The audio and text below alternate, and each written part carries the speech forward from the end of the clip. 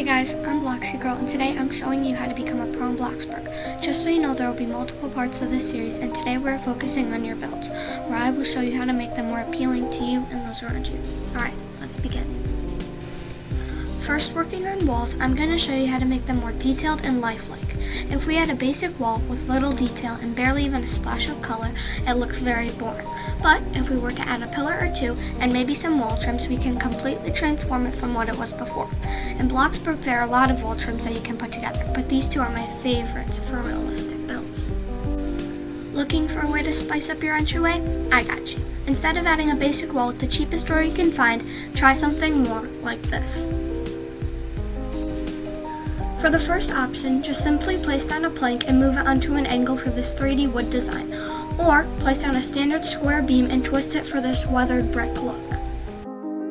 Moving on to paths, I really don't recommend using the path tool. Instead, I suggest using floors, which you can move to your liking. Getting bored of plain Bloxburg paths? Try these two designs for a new look. First, grab a plain marking and color it to look like grass. Then copy and paste it over your driveway, and lastly add some landscaping lights to brighten it up.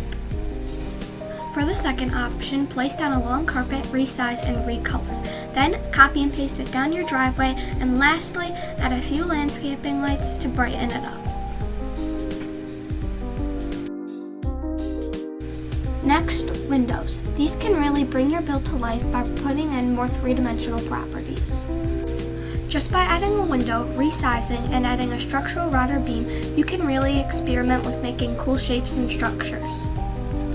I'm sure that these three window ideas will help you add more variety to your build, whether you use the white or black variants.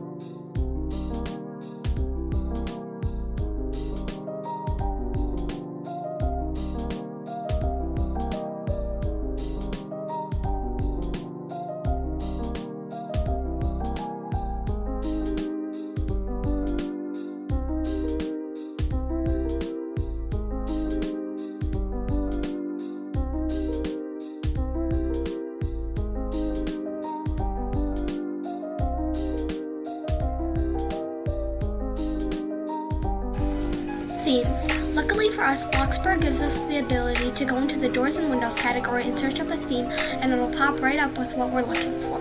This can really help with making builds and sticking to a theme.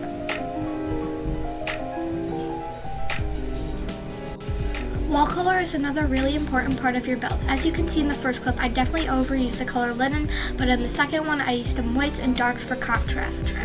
In Bloxburg, we have many different roofs and roof variations. These are really helpful when building, except sometimes we overuse them. One great example of overused roofs is the gable roof. This is used by many players, and they should probably use these instead because they give off a different variety and differentiate your builds from other players.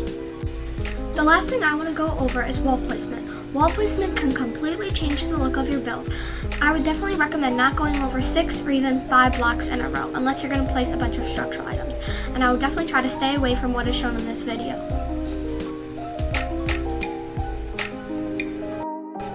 Alright, that's all for today. I know this video is a bit short, but I hope all these hacks help you, and if they did, please subscribe. Bye!